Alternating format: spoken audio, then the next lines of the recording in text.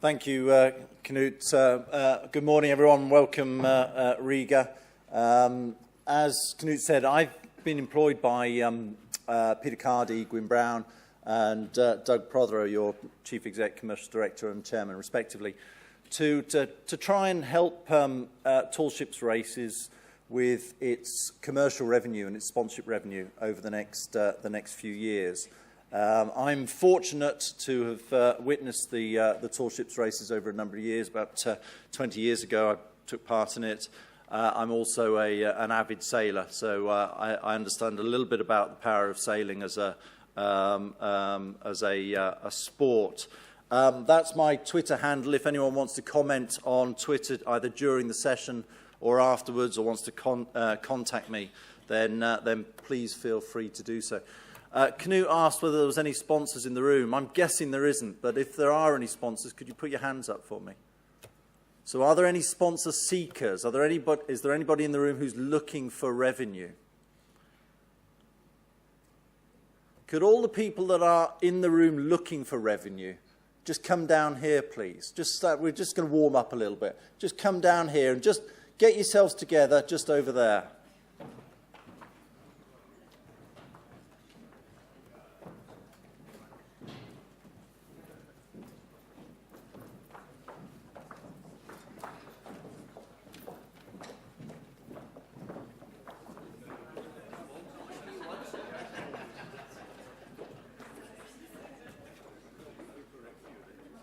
So for the purpose of this exercise, we're just going to assume that these guys are looking for revenue, goods, services, and in kind, and we're going to assume that you guys actually are the sponsors. Okay? So you're the corporations that these guys are looking for. So corporations, come on down. You can come down to this side, please.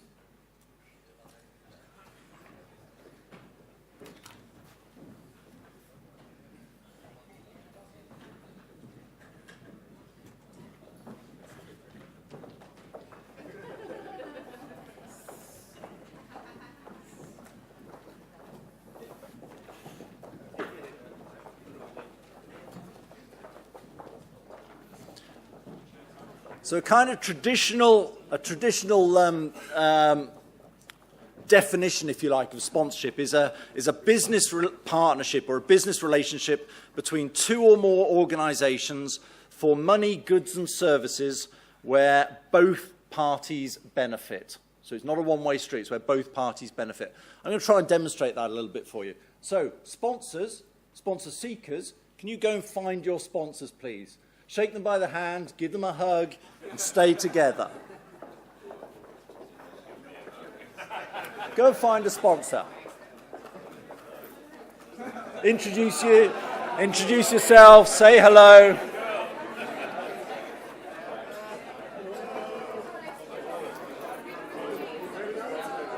Don't forget, sponsor seekers, it's two or more. So if you want more than one sponsor, feel free. Okay, has everyone, all the sponsor seekers, have you all got a sponsor? Two or more.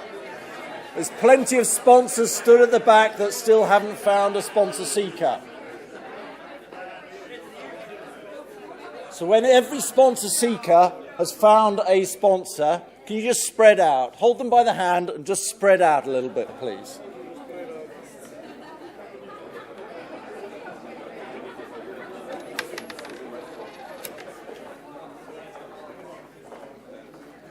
Two or more. Any sponsor that hasn't got a sponsor seeker, go and join another group. All right, spread out.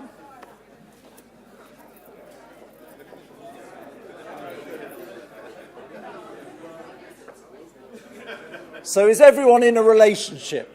You've got a relationship now, either a sponsor or a sponsor seeker. You're in a relationship, so that's good. That's the first part. You have to find your relationship. The second part is you have to make it work. Okay? So the next part, we're going to play a little game called Heads and Tails. Now, I know in the sailing world, heads means one thing. But in this case, a head is this 1p piece that I've got. Don't forget, sponsorship is about money, goods, or services. So we've got a 1p piece. A head is on there, and a tail is the back.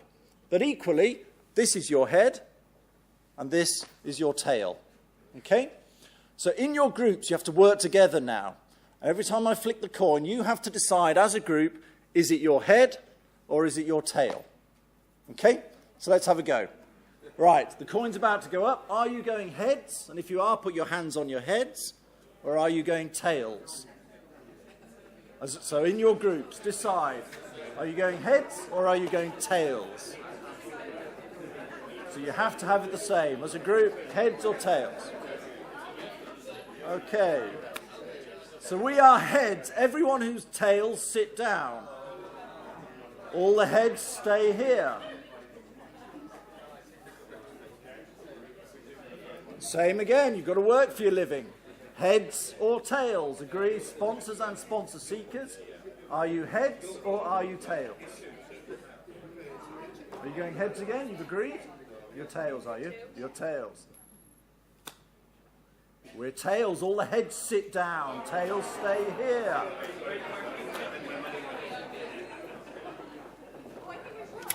You have one. It's a beneficial partnership. So there you go. A box of chocolates each on Saturday morning.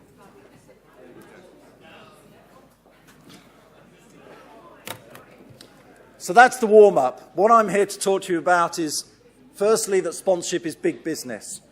Secondly, there are some rules of engagement that we can all learn from.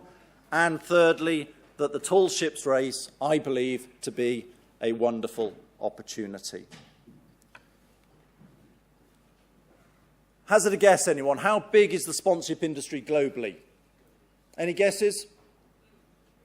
Is it £1 million? Is it 10 million? Is it $20 million? Some guesses. David? Higher? $1 billion? $43 billion. PricewaterhouseCoopers said the sponsorship industry accounted for last year. It'll be bigger this year because of the Olympics, European Championships. But $43 billion of an industry. And an industry that is still growing. It's growing about between 3 and 5%, even through the recession that we've had. Interesting slide from PricewaterhouseCoopers. Sport accounts for about 31 billion. Entertainments, tours and attractions, about 4 billion. And then causes, 3 billion. This is cause for us in this room to celebrate. Because we're sport, we're entertainment, and we're cause. So a big chunk of the sponsorship market is available for us. You know, sponsors, the sponsors that have got money, that have got needs, that have got marketing requirements, are looking for sports, entertainments, and causes. So that's a real positive. It's growing, as I mentioned, between 3 and 5%, even in recession. Why is sponsorship growing? Well, there's a number of reasons, really. Brands need content. They desperately need content. You as an organization, you as ship owners or as ports or as event managers have incredibly powerful content. Incredibly powerful. Brands need that content for their social media sites, for their websites, and for their engagement. The proliferation of technology, the increase in the number of tablets, smartphones, computers, smart televisions, plays on that content. It allows us to use that content to take the sponsor seekers closer to their public. So technology is really important. We should embrace it. Social media is really important. Chatting to the guys from Stettin yesterday, they said, we only talk to our friends on Facebook. We only communicate through Facebook to tell people where a party is, to tell people what's going on, to explain to people what a great time we're having either on the boats or on the dockside. So social media is something that we have to embrace, but social media needs stories, it needs content, and it needs people to be engaged. And sponsorship provides a platform for social media to provide content and engagement. And you guys provide a platform for that as well.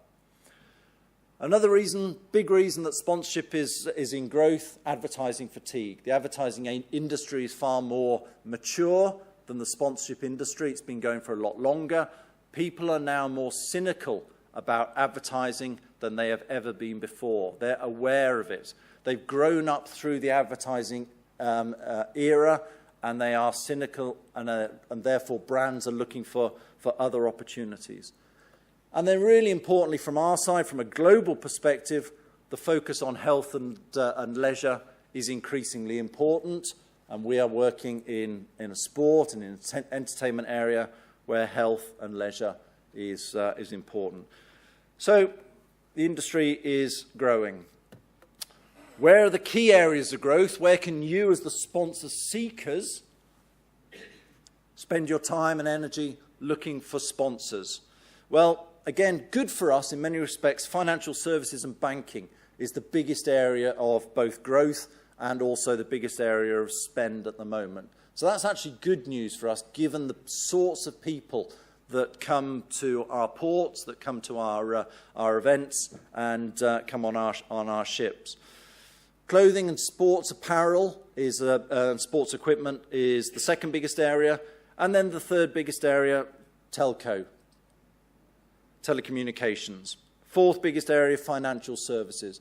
So there's a big chunk of the marketplace that's active, that's growing, that's spending money, that actually is quite relevant to us. So again, that's good news, and that I see as an opportunity.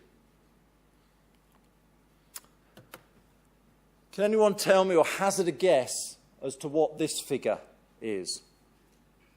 0.00116%.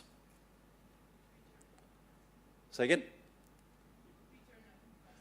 Return on investment, I hope not. I hope return on investment will be slightly higher than that, but it's a good guess. I reckon this is our opportunity, because I reckon that this is about our market size as we sit here today. So I think this is about the size of the marketplace that the tall ships races and the tall ships community has got out of that $43 billion. So that, in my mind, equates to the fact we've got about 99.99% of opportunity and of the market to go after. Now, that's really interesting when Peter was here in the opening plenary session saying that we are the second most attended sporting event on the planet, second only to the Olympics. So hang on a minute, why have we only got 0.00116% of the marketplace? There's an imbalance there. So we see that as an opportunity, and we see that as a way, as an opportunity for us to grow. So I'm an optimist. Now, bear in mind that the fantastic London 2012 Games, the UK sponsors alone, so just the UK people, the guys like Lloyds TSB, Lloyds Bank, that could only market themselves in the UK, collectively, they gave the London Organising Committee £750 million of sponsorship revenue. They probably spent the same on top of that in terms of their activation costs. So the biggest sporting event, only just bigger in terms of the number of people that went to see it, by the way, is getting £750 million alone from local sponsors. The IOC gets 10 times that from the likes of Visa, BMW, and the global, and Coca-Cola and McDonald's, the global sponsors. So again, huge imbalance that my job is to try, over the next number of years, try and redress that in some way. Let's look a little bit closer to home. Let's look at the competition. Again, I see this as opportunity because I see companies that are spending really large sums of money in sailing. And I see great brands and great businesses. I've been fortunate enough to work in all three of these properties, and I'm not breaching any confidences when I talk about these numbers. A boat sponsor, a minimum boat sponsor from the Volvo Ocean Race last year was $20 million, 20 million euros, minimum. You know, an America's Cup boat, JP Morgan have just announced their sponsorship of Ben Ainsley. $40 million they'll spend on that. And Alpari, a financial service business, a foreign exchange currency platform, has just sponsored a sailing event called the World Match Racing Tour for €5 million. So we're not at those numbers at the moment. You know, we have very modest income from sponsors. But that, for me, shows that we have an opportunity because our potential to engage with audiences is far greater than some of those races. We have far more people coming to our events, coming to our ports, and coming on our boats than many of these. And we've got a very powerful story to tell. So I see that as a great opportunity. So that's the sort of macro global view, very, very quick whistle-stop tour that sponsorship is big business. We should take it very, very seriously, and we should benefit from it. Now, sponsorship is about money, goods, and services. So we can benefit as rights holders, as boats, as sort of ships, or as ports, or as sailors, by receiving money from people, by receiving goods and services. Mutually beneficial relationship between those two. Okay? So there's some key rules of engagement. And again, I've just picked a few just to help demonstrate where the world of sponsorship's going. And then I'll move on in the third part of this short presentation to talk about the tall ships races specifically. I've put here, don't wave, hug. You know, we had two groups of people, and it would have been tempting just to stay apart and just wave at each other, you know, not get close, not shake hands, not give each other a cuddle, a pat on the back. Now, sponsors know, brands, organizations know that they need to get really, really close to their consumers, to their customers, to keep them, to engage with them.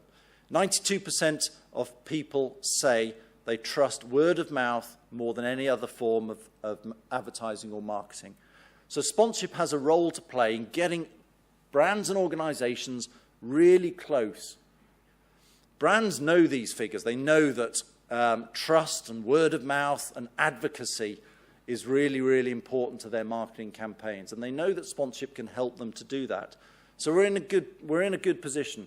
Sponsorship gets people really, really close to brands and gets brands really, really close to the people they want to get involved in. I mean, I often say that sponsorship is part of the passion marketing industry rather than the advertising industry. And we know that people are emotional. They don't think rationally when they're going through their purchasing powers. And David and the team gave a great presentation yesterday on the power of brands. And it is, in my view, it's about the emotional connection that sponsorship can help brands to achieve. It's not about the number of eyeballs. I often get proposals from people saying 200,000 people will come to an event or will see your logo. For me, it's not about how many people will see a logo. It's not even now about how many people will think about a brand or an organization. It's more about how passionate they are about it and the ability to change people's views and perceptions, their habits, through emotional connections. I'm a firm believer that sponsorship can do that. It can help us to change people's views and perceptions and through emotions. Here's an example of it. Not a particularly nice example, but this flag is at most Manchester United, big football club in Northern England. This is often seen at their, on their terraces. United, kids and wife in that order. So not particularly nice, but what it demonstrates to me is it's not about number of people that watch things now. It's about the number of fans you can generate. How many people you can really engage with. How many people will give you their email address or will sign on Facebook. How many people you can get really close to.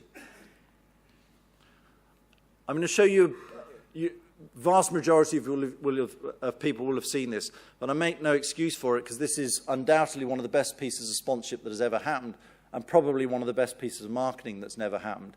It's the Red Bull Stratus campaign. And could you play the video?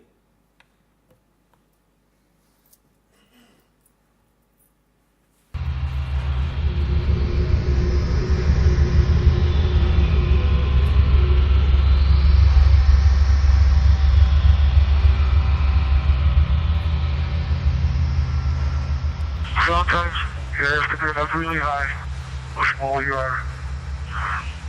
I'm going home now. Jumper away.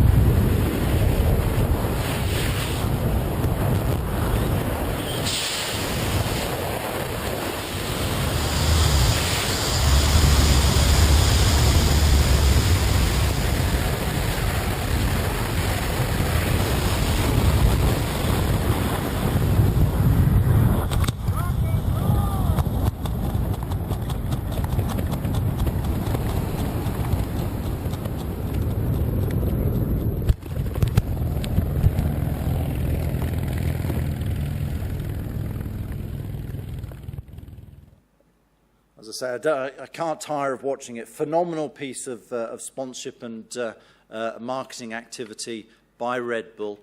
12 million people globally watched that live on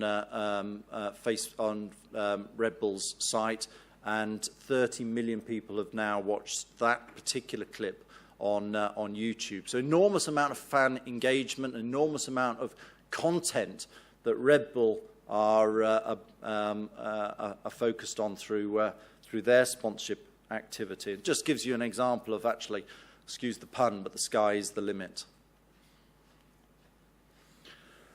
For those people that were over in this part of the room that are the sponsor seekers, please bear one thing in mind, if nothing else. Sponsorship is not venture capital. When you go to a sponsor or a sponsorship agency, it's not advisable to say, I need £10 or I need $100 or $10,000 to put my event on. That's the role of venture capitalism. That's the role of friends and families in funding events. Sponsorship is about a mutually beneficial relationship. Show to people, these are all the great things that I can do for you. Work with them to find out the things that they need to help with their marketing campaign, and shape your campaign accordingly. So sponsorship's not venture capital. It's a marketing discipline. And sponsorship's not just about marketing. It's about commercial returns nowadays. The vast majority of organisations that spent that £750 million on the London Olympics, we're expecting to make a return on investment. So Visa is unashamed in saying, if you want to buy a ticket for the Olympics, or if you want to buy some food and drink when you go to the Olympics, you have to use a Visa card. You can't use an American Express, or you can't use MasterCard. The only credit card you can use around the Olympics is a Visa. They're unashamed by that. They say that we've purchased these rights and we're going to make it easy and beneficial for you to use our service. Now that's an extreme standpoint, but what it does demonstrate is that brands expect a return, a commercial return on investment. Now, whether that's a business-to-business networking relationship or whether it's an opportunity to sell things to someone, please think of sponsorship in terms of commercial return.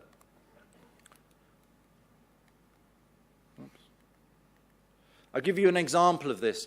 Virgin Money launched their Virgin Money Giving Service, a charitable giving service, by sponsoring the London Marathon in 2010. Not breaching any confidences, again, it was £3 million per annum was spent by Virgin Money on acquiring the title rights, so it was called the Virgin London Marathon. London Marathon is one of the world's biggest charitable fundraising events. £43 million per year is generated by the people that run in the events for all sorts of charities and good causes. The vast majority of that money goes through Virgin Money Giving as a website set up to handle those donations. They charge a commission on it. Their sponsorship of the London Marathon is effectively zero rated because of the commission they get back. So they're expecting a commercial return again. Equally, Standard Chartered Bank, and we put them into this, again, not breaching any confidences, £20 million per annum in investment in Liverpool Football Club. There are very few people in Liverpool who will have heard of Standard Chartered Bank. There are very few people in England that will have a relationship with Standard Chartered Bank, or for that matter, within Europe. But what it did give them was instantly 100 million bank accounts in China, Korea and Malaysia, which is what they wanted. They're a retail bank in that area. So they got an instant return on investment, a recruitment. It was a cheap recruitment for them. Audience engagement. Marketeers want to be close to their audiences. This was one of the ways that Puma did it. They created a mast climb challenge that took their involvement with the Volvo Ocean Race into cities where the race wasn't going. They put a boat on the dockside, sent people up the mast, gave them a great experience, gave them a CD and DVD of their experience, and engaged with them. So when you're talking to sponsors, think about engagement. Be creative. Again, Red Bull Stratos is at one sphere, but this is something, Red Bull were involved in cycling. A lot of people weren't close to it, so they created a mini velodrome in the town centres. Really creative way of using your sponsorships. Another great example, Betfair, online betting. They put a barcode on the back of the heads of some of the players for Stoke City Football Club, one of their sponsors. So just a creative way of getting people to talk, engaging with their sponsorships, and in this particular case of creating media coverage. So think outside the box, be innovative. Barclaycard. Barclaycard launched their touch and go pay service at a music festival. They gave everyone a wristband. They loaded it with £5 worth of free drinks. You went touched to the bar, and it was demonstrating their technology. So be creative, be innovative in the propositions that you're offering to your sponsors. And then don't think in silos. Again, the guys from Stetchin told me the most important thing for them about some of the worker sale training is the parties. And we saw Volvo Ocean Race recruit Coldplay to play in Abu Dhabi for the Abu Dhabi stopover of the race. So don't think just about sport. We are entertainment. There is a collision of sport and entertainment happening at the moment. And so don't think just in silos. So that's the sort of sponsorship world that's going on at the moment. I'm whistling through this, by the way. I know we've got Q&As at the end. But how can some of those learnings relate to us, and what can we do, and what are some of the tips that perhaps we can take out of it? Well, the model that we've created with Gwyn Brown and Peter Cardy is to demonstrate to organisations that we're talking to that really the Tall Ships Race can do three things. It can help businesses increase their sales. We've got over 4 million people that come to our events. They've made a positive decision to come to our events. That's a significant number of people. It can raise awareness of a brand or an organisation, and it can drive affinity, people's passion and enjoyment and how much they care about a particular organisation. And when we talk to sponsors, we talk to them about these three areas, and we say that the race can help you potentially, if that's what your need is, in those three areas. Some people tell me that that sailing is just a dynasty sport. It's only a sport where if your family or friends have been involved in it, you'll get involved, which may be the case. But importantly, there are 72 million avid sailing fans. There are people that go sailing on a regular basis around the globe. And these people are intelligent, they're relatively well off, they're relatively well connected.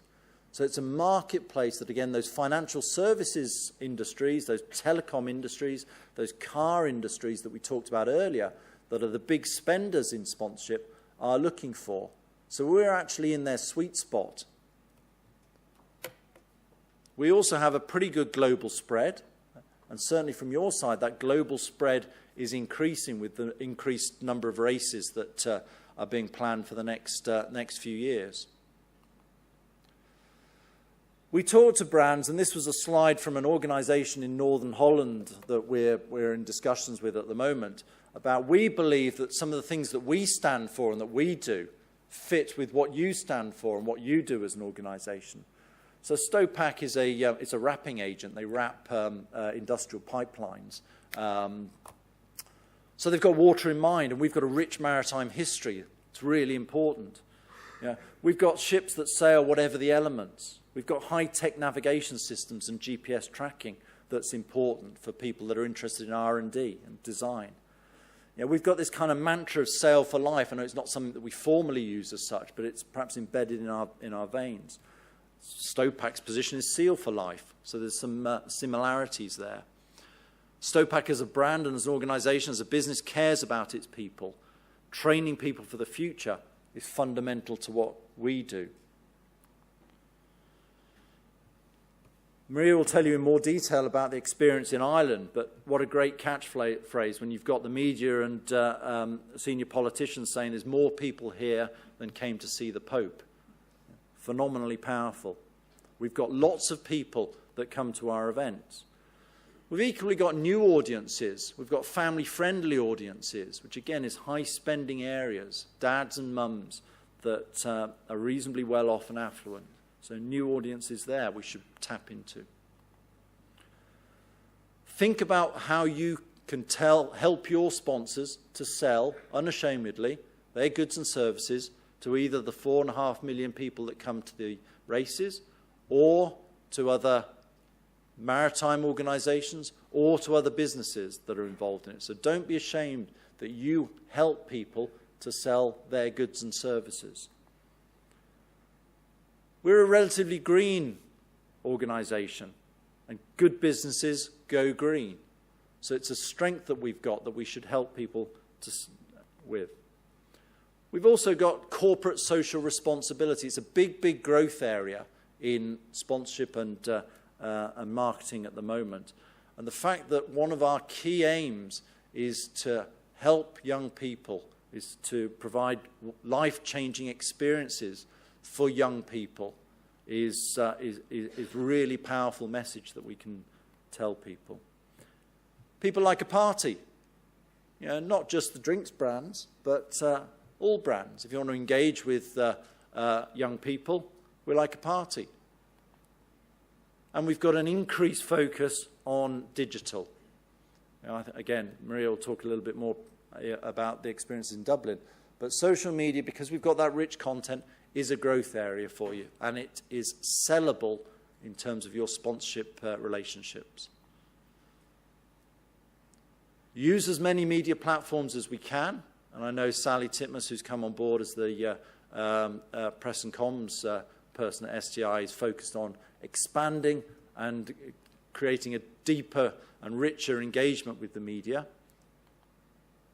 And then customer engagement. So Puma did a Mars challenge. We're looking at a Crow's Nest challenge for young people. Great experiences for sponsors to be able to sell on to their corporate clients or to their staff engagement or to their customers.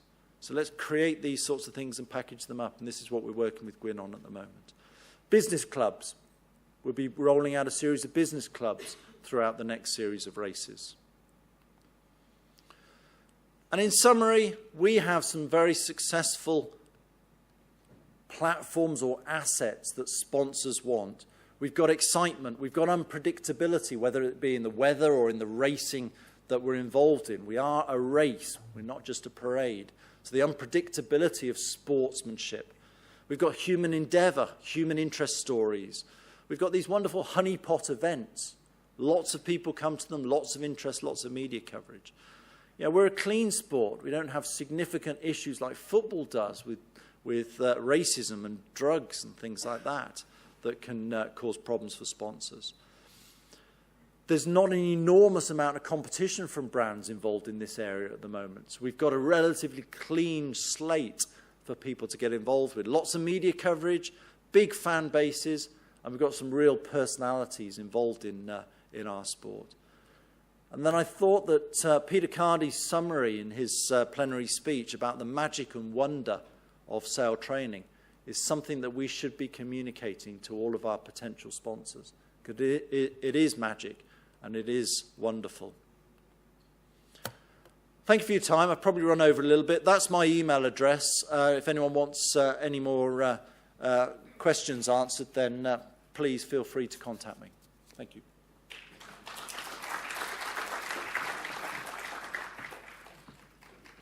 Thank you, Richard. And now on to Maria, who will tell us about the Dublin experience and how she made that such a success. After that, we will continue with questions and answers. Maria. Thank you very much. Good morning. It's still morning, isn't it? It is. Good. Just for the next 30 minutes or so, I'm going to maybe tell you some stories, talk to you a little bit about our experience in Dublin last August, but not just last August, in the 12 months prior to that, because that's where, where it all happens.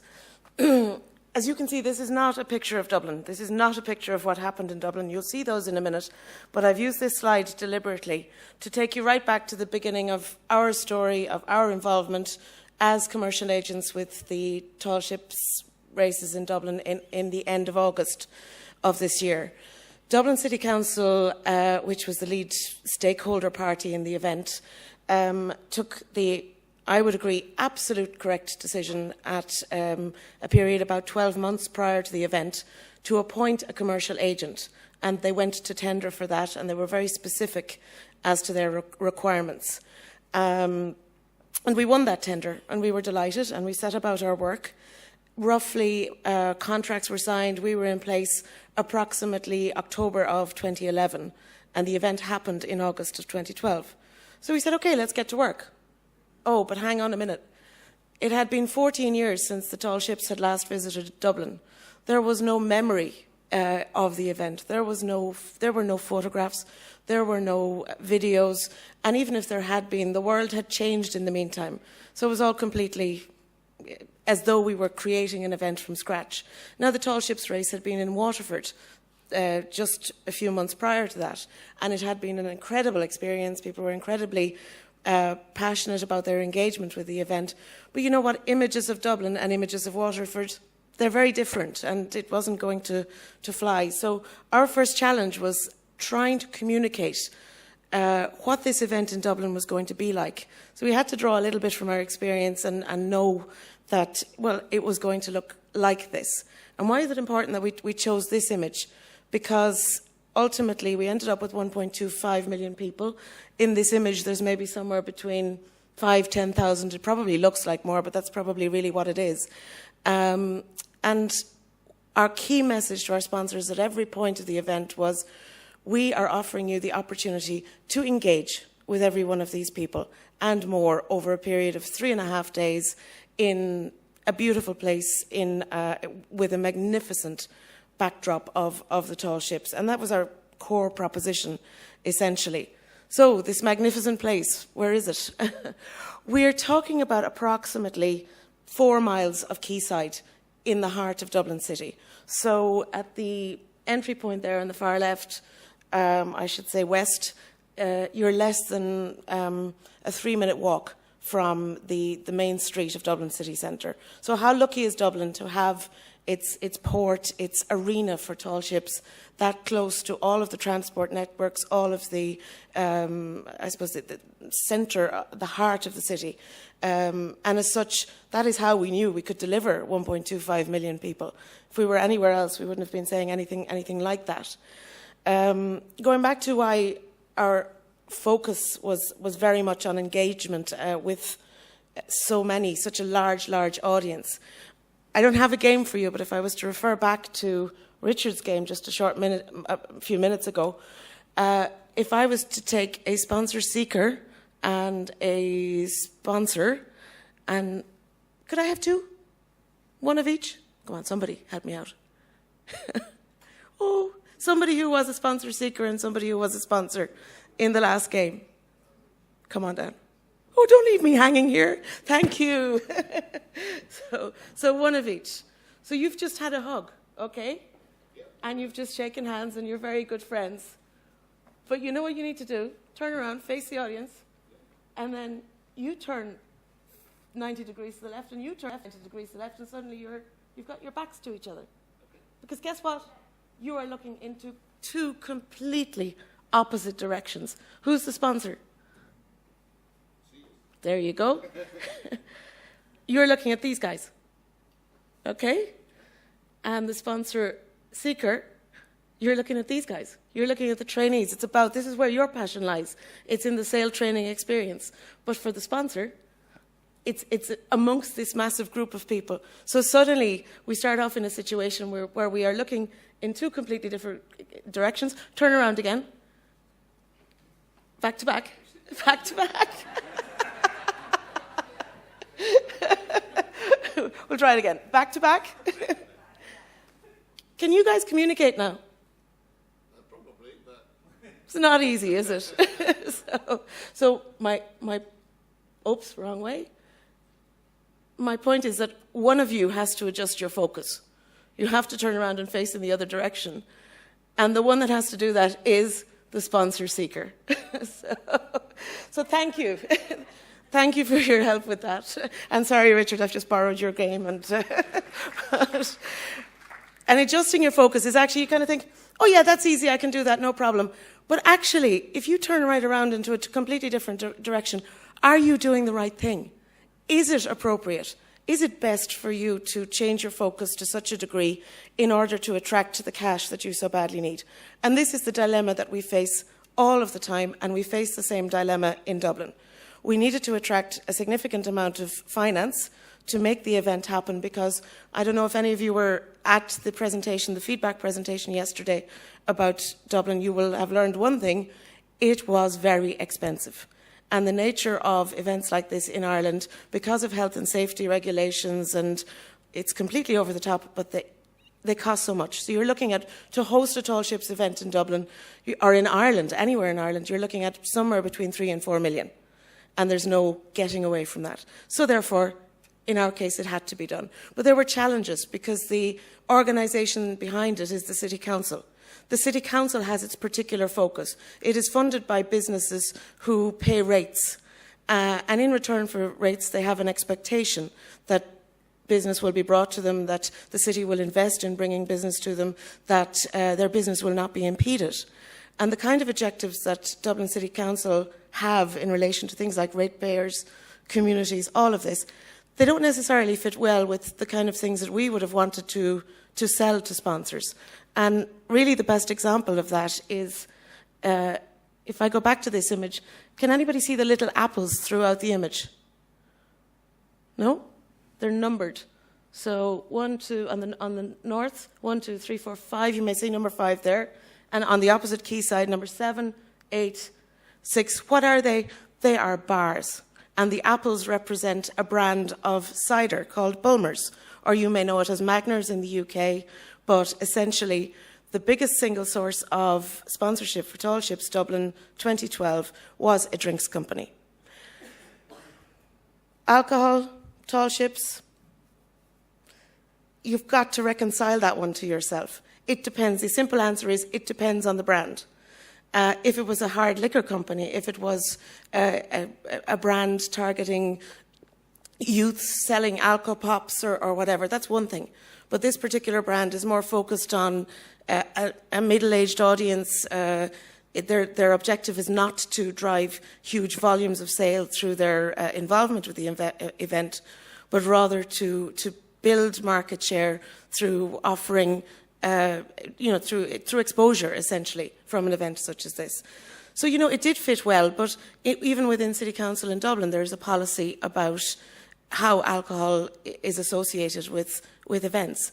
And that policy had to be carefully examined, and hard decisions had to be taken. So sometimes bringing in the money can bring huge amounts of questions, even problems and challenges, and it's not always a win-win situation. And you may actually have to say, that's fantastic, but I can't accept.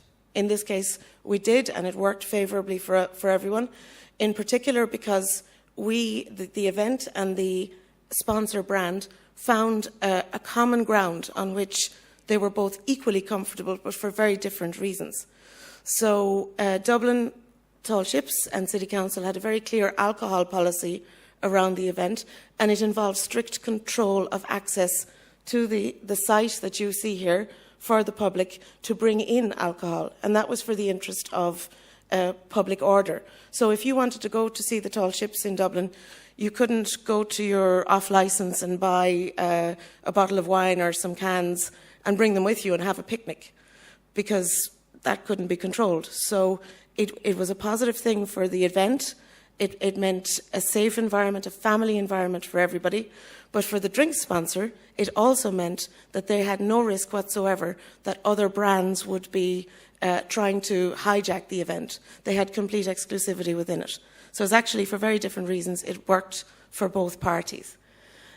Just to maybe move on a little bit, and still on this example of a drinks company, even something so simple as the placement of you see down along the bottom, the drinks company logo alongside the City Council logo, or alongside the other partners who were our media partners, and they are both media outlets. One is the largest selling national newspaper, and the other is the national TV broadcaster.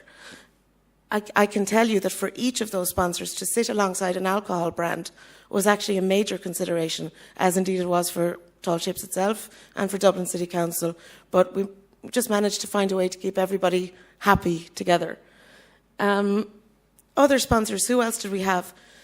I should explain that the total, let's say, gross revenue from commercial activities, not just sponsorship, but also revenue generated through things like bars, corporate hospitality, merchandise sales, commercial rights. We achieved, in terms of cash, about 700,000 gross. In terms of in-kind, because as Richard pointed out, sponsorship is about cash and goods and services, we achieved approximately 500,000 euros, mainly from media partnerships. And then the net return to the project for the 700,000 of gross revenue was approximately 430,000. So the net value was that, but you must bear in mind that sponsors don't just bring cash, they also bring content. And so because RTE, the national broadcaster, for example, were there, they put in place a pavilion, and from that pavilion they broadcast radio programs every day. They distributed free gifts to the public. They gave out over 100,000 items. They gave frisbees and bags and hats and umbrellas, everything. One day in particular, the umbrellas were very important, but they're bringing important content to the event as well. You know, another source of revenue was the traders, and you see them with their stalls selling hats and food and soft drinks, all of this. They bring not only revenue, but they also bring, important and interesting content. So these were the kind of partners that we had on board. In terms of the presenting partners, I'll explain in a minute what level of cash or in-kind contribution they each gave. But the event sponsors are an interesting group. So Lidl, what did they do? They sponsored our volunteer program. So all of the approximately 1,000 volunteers were the face of the event. They were the front line, essentially. And they were all wearing T-shirts with Lidl on it. And people's experience, and this is all about engagement, was with a smiling volunteer representing both Tall Ships and Lidl. It is an incredibly positive association for any brand, and something that we've done quite successfully in not just this, but in other events. If you have a volunteer program, consider having a sponsor. So in this instance, it was a supermarket. Where we've done it before, it was a university. And for the university, they wanted to communicate a message about what a fun place this was to go to school. And the volunteer program literally manifested that for them and illustrated that for their target audience. So what all of these guys have in common is that every single one of their objectives was to engage in some way towards some marketing sales objective with the public. So, PricewaterhouseCoopers, their headquarters was right in the heart of the event site, and they gave us all of the taxation and accountancy advice, which, as you can imagine, for an event of that scale is really quite significant. The National Lottery, every country has its own national lottery. And in this case, we managed to convince them to host a live lottery draw during the event on the Saturday evening with the Tall Ships as their backdrop. So just to give you an idea, this was the evening. So they set up a stage, essentially, but the stage didn't have a back wall. The back wall was the ships, and it was absolutely stunning to see this on the television. And from their point of view, it was about engagement with the public. So consider your own national lottery organisation. Is that a possibility? Britvic, now there's an interesting one. Britvic is a soft drinks company, and in this case, it wasn't so much as a sponsorship as a commercial rights agreement.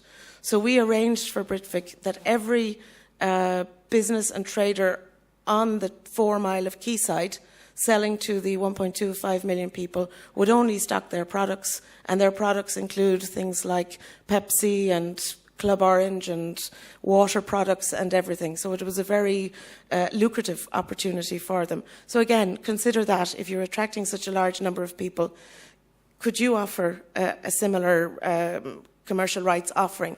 The problem is, however, that you have to be in a position to control that and to police that. And if there is any exception, then your commercial rights partner can come back to you and say, I agreed to pay you X, but I'm only going to pay you Y because you didn't deliver the full opportunity. And so that's the risk involved. We also sold the commercial rights for ice cream.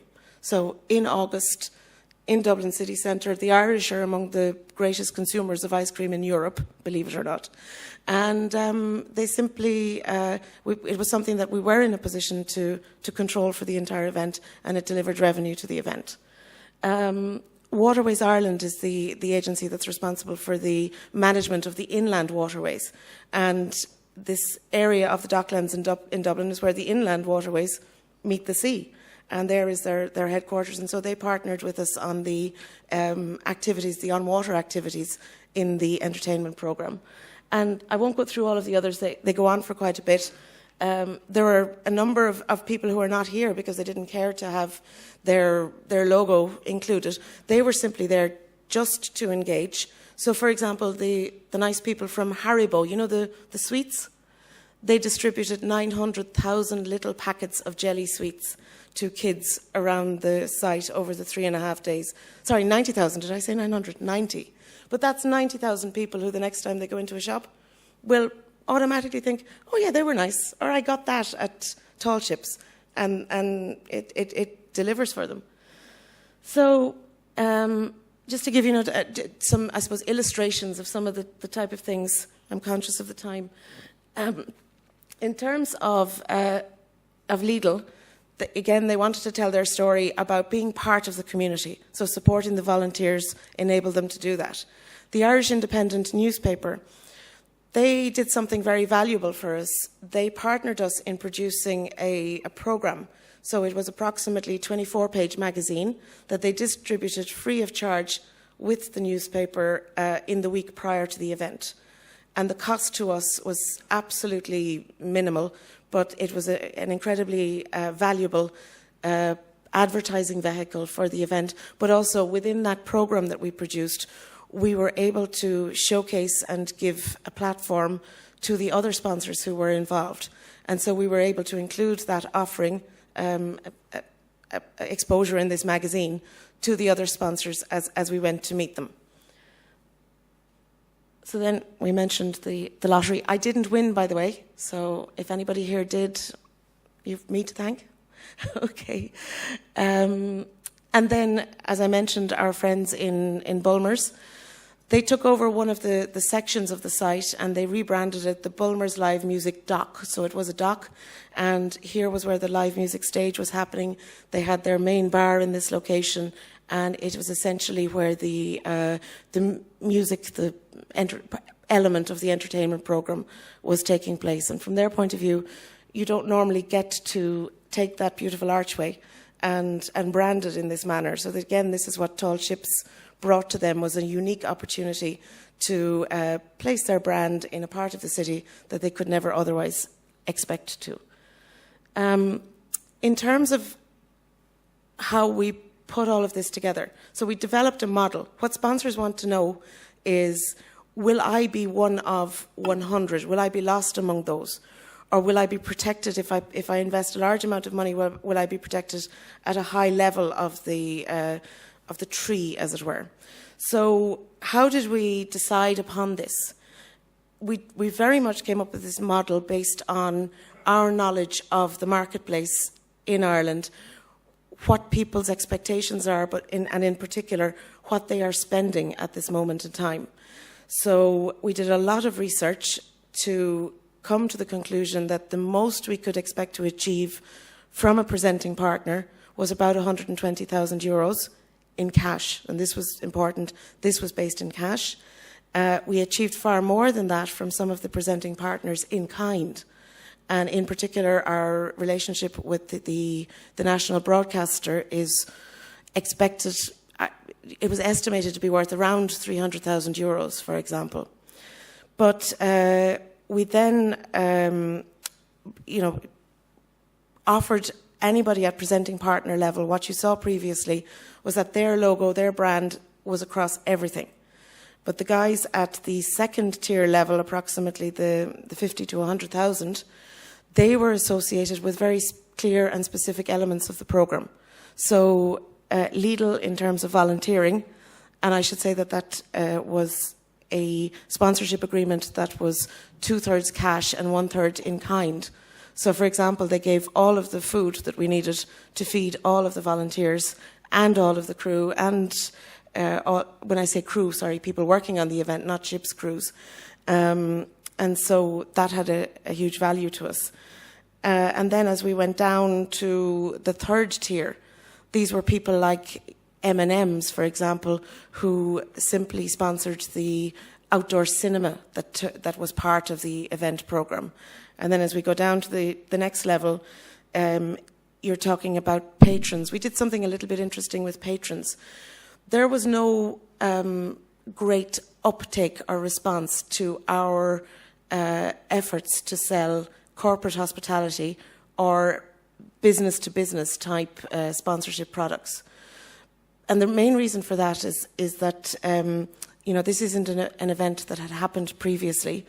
Corporates couldn't really relate to it within the context of Dublin, and fundamentally they weren't prepared to take a risk on something new and untested in a venue that hadn't been used for events purposes for really a very long time. So one of the things that we did successfully, but not on a grand scale, was we associated the patrons with the visiting ships. So in the programme, we presented it that the patrons were responsible for bringing that ship to Dublin. Not that they were sponsoring the ship, but rather that they were the host or the welcoming party. So it's something that we worked very closely with Sail Training International and with Gwyn to see how we could position this and how we could communicate it. But we did it on a very small scale, and what we achieved, it actually worked. And it's something that if you wanted to maybe chat to me about afterwards, I can explain, and it may work in different countries and cities and different contexts. What I know is that it didn't work on a grand scale in Dublin, but it has a real value. An interesting one is the final one, suppliers and supporters in kind. With all of these, it is really incredibly important to invite suppliers when you go to tender to offer their services in kind. However, sometimes tendering processes within government agencies or municipal authorities, they are not designed to permit you to be able to do this. They're designed to be completely impartial and somewhat inflexible. So one of the things that I always say to people is, at a very early stage in your planning for the commercial potential of hosting a tall ships event, I really strongly recommend that you look at what your possibilities are for tendering. Because if your approach needs to be changed, that's a decision that you need to take very, very early in your planning in order to be in a position to achieve results from supplier relationships. Because I have seen it work incredibly well, where a supplier will give as much as 50% of the goods or the services that you require on an in-kind basis. And it has huge, huge value. But I've also seen it work that the supplier wants to do that, but the procurement process doesn't permit it. And it's terribly, terribly difficult to wave goodbye to money or opportunity or benefit in kind. But sometimes you have to. So maybe have a look at that if you can and see what possibilities there are to work around the structures. Oh, I think I've just turned it off. No. So then in communicating with our sponsors, the other thing that we had to get across was that this was going to attract 1.25 million people. We knew that, but why would they believe us for a second? So we simply put it in the context of other events that take place in Ireland. And this helped enormously for people to understand the scale of the opportunity, and most particularly to understand why we were looking for such an amount of investment from them for the opportunity that we were offering. And I can tell you honestly, in our presentations to sponsors, the 2 slides which were most effective in getting a result were this one, and the one you saw first, the image of the people. So going right back to what I was saying, you need to adjust your focus, you need to step back, you need to put yourself in the shoes of the sponsor and step out of your own shoes and consider that this is, every decision maker on the sponsorship side of the relationship, they are taking a risk. They're taking a huge risk, and they need a safety net, and they need to know that they're taking it on some kind of a solid basis, or a basis of a solid foundation. So the more information that you can give them to prove that, the better your chances, essentially. In terms of opportunities, I suppose we divided them both into corporate and brand opportunities, in the sense that we define them as the opportunity to engage with clients from a corporate point of view, the opportunity to engage with the Dublin City stakeholders. So consider that the 3 stakeholder organisations, so the Port, the Tourism Authority and the City Council, are major players within that city. And what you, if you have a similar structure, can offer to sponsors from a corporate perspective is an opportunity for them to either build a relationship or improve a relationship with those key players within a city.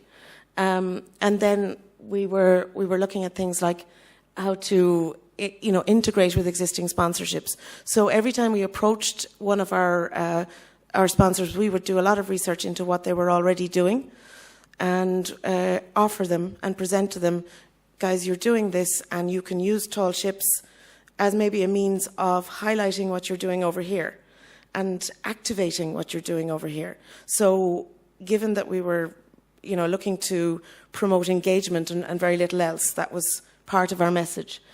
And then in terms of brand opportunities, there were instances where the event was used to introduce brands to new audiences, and the key instance is one that Richard highlighted, which was Leica Mobile, which was a new brand in the Irish market. It's a Sail Training International sponsor, it's a Tall Ships sponsor, but they worked through the Tall Ships event to introduce themselves to the Irish market very, very effectively. And then, of course, there's media exposure and there's event branding. But unlike what you might expect, the branding element at the event for sponsors was certainly not the top priority for them. It was the opportunity to engage with people. Yes, they needed to have their brand there and visible also, but it's not what they were buying in the first instance. So in terms of the type of benefit that we proposed to them, the kind of things that you saw earlier, top-tier representation in the festival programme, the distribution of that programme. It helps to put it in the context for a sponsor of, well, what would it cost me to put an ad in that newspaper on that day? And while, it's not entirely comparable, it gives a sense of value that they can relate to. And then all of the usual stuff like logos on all of the materials and collateral associated with the event. One of the key things, as well as Lidl, we shared branding opportunities on the volunteer clothing with the 4 top presenting partners. And again, that was something that they valued enormously. So then other elements in terms of media marketing and communication, everybody got an official announcement if they wanted it. The presence at launches and events, don't underestimate that. It can actually be very, very important. If you go back to what I was saying about people looking for an opportunity to engage with the stakeholders of an event, it is through being present at the launches and having the status of sponsor that they begin to achieve that objective. And it often happens that people forget to invite, some of the lower level sponsors or that type of thing, or they don't consider how many to invite. So things like, and one of the things we've always found is to provide access to your sponsors for your photographic and your video libraries.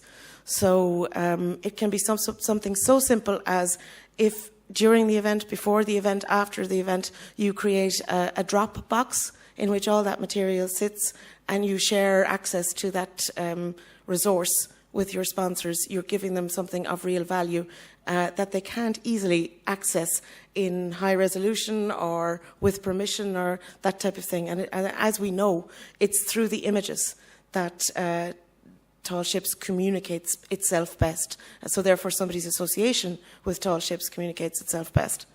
And then hospitality is by no means to be underestimated. It has incredible value, but of course for us sponsor seekers, it comes at a real cost. And so it is something that I would say consider carefully how much you offer, and maybe do a lot of research into what sponsors' expectations might be, because you could be over-promising above their expectations and therefore causing yourself unnecessary cost. And then other little things, because it was about engagement, we thought, well, let's see what we can offer in terms of sponsors having the opportunity for their staff to engage in things like volunteering or traineeships. And because the site in Dublin is right in the heart of what is a technology and financial services employment base, this idea of providing staff events and volunteering opportunities was actually quite important.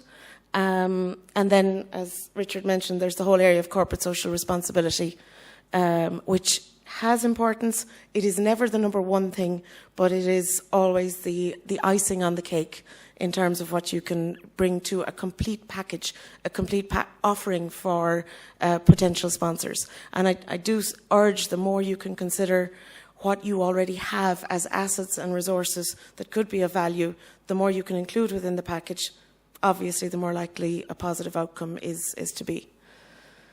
And then we thought, okay, well, what can we do? So little things like putting a sponsorship question on the evaluation or the audience survey can be very valuable. Then, feeding back the media evaluations or the economic impact study, the information from that. But even something so simple as, we're producing an event on an enormous scale. We have operations teams, crews, equipment, that type of thing. Offering that kind of assistance can actually make the difference between whether or not a sponsor is able to take up the opportunity or not. Sometimes it comes down to a different line in the budget. So if you can assist there, it can make a difference. And then I had better stop. Sorry, we're just coming up on the hour. But thank you for your attention. If anybody would like to chat afterwards, I'd be very happy to do so. Thanks.